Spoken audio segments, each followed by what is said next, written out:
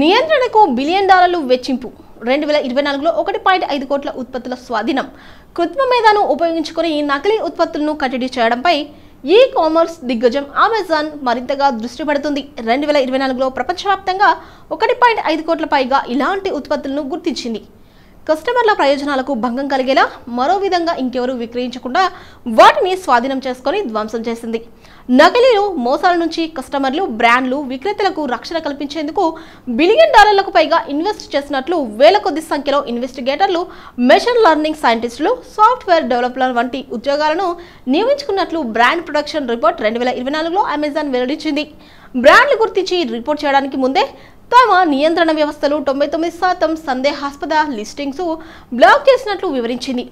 Amazon పారదర్శకత programme ద్వారా 250 కోట్ల ఉత్పత్తులు యూనిట్లు సిసలైనవిగా ధృవీకరించినట్లు పేర్కొంది.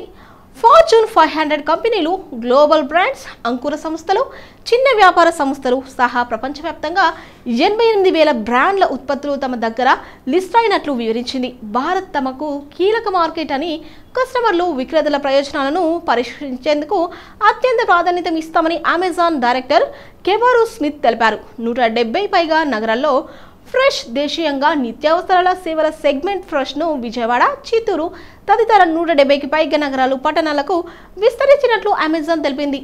అయితే 11,000 మంది పైచిలుకు రైతుల నుంచి తాజాగా పండ్లు, కూరగాయలను కొనుగోలు చేస్తున్నట్టు వివరించింది. 2023 ద్వితీయార్థంతో పోలిస్తే 2024 ద్వితీయార్థంలో 50% వ్యాపార వృద్ధి నమోదు చేసినట్లు Amazon fresh India director Srikanth Sriram తెలిపారు.